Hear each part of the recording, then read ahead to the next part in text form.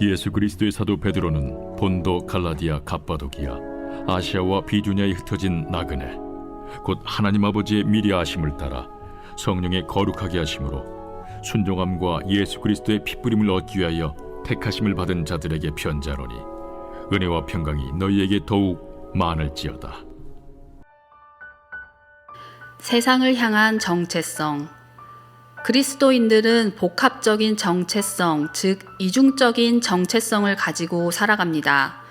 가령 우리는 이 땅에서 나그네임과 동시에 하나님이 창조하신 세계를 돌봐야 하는 주인이기도 합니다. 한마디로 나그네 의식과 주인 의식이 혼재된 상태에서 살아갑니다. 존 스토트 목사도 이 두 가지가 잘 병행되어야 한다고 언급한 바 있습니다. 그럼 이에 대해 좀 더 자세히 살펴보겠습니다. 첫째로 우리는 세상과의 관계에서 거룩한 나그네로 삽니다. 우리의 본향이 천국이기 때문입니다. 최근 복음주의 신학계에서 제기한 견해에 따르면 예수 그리스도는 거룩한 나그네의 원형입니다. 예수님은 하늘 보자, 하늘 본향을 버리고 이 누추하고 고통스러운 세상에 오셨기 때문입니다. 그래서 이 세상에 보내어졌지만 이 세상에 속하지 않은 분이 바로 예수님입니다. 우리 역시 주님이 순종을 통해 사명을 완수하신 것처럼 맡겨진 소명을 완수해야 합니다. 나그네라는 말의 의미는 흩어진 생명의 씨앗들로 원어로는 생명의 씨앗, 복음의 씨앗, 말씀의 씨앗을 의미합니다.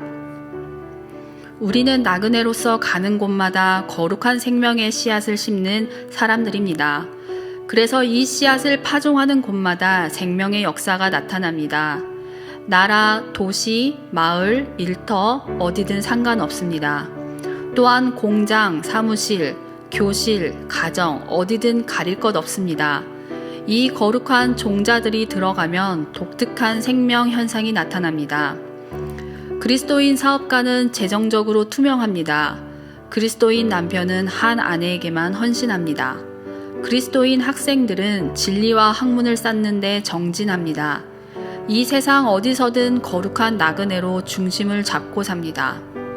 그래서 세상은 우리를 낯설어 합니다. 낯설다는 이유로 이해하지 못합니다. 이해가 안 되면 두려워하고, 두려우면 대적하고, 나중에는 공격하기까지 합니다. 이것이 소위 거룩한 생명력을 지닌 자들을 대하는 세상의 일반적인 반응입니다. 그렇다면 거룩한 나그네의 정체성은 구체적으로 무엇을 의미할까요? 또 내가 보니 보라 어린 양이 시온산에 섰고 그와 함께 14만 4천이 서 있는데 그들의 이마에는 어린 양의 이름과 그 아버지의 이름을 쓴 것이 있더라. 얼굴은 사람의 인격을 나타냅니다. 얼굴의 중심인 이마에 어린 양의 이름과 하나님 아버지의 이름이 쓰여 있다는 것은 예수 그리스도 안에 있는 나의 정체성, 즉 거룩한 나그네의 정체성을 가졌다는 뜻입니다. 신자로서 진정한 정체성만 확립되면 모든 것이 다 잘 된다는 뜻은 아닙니다.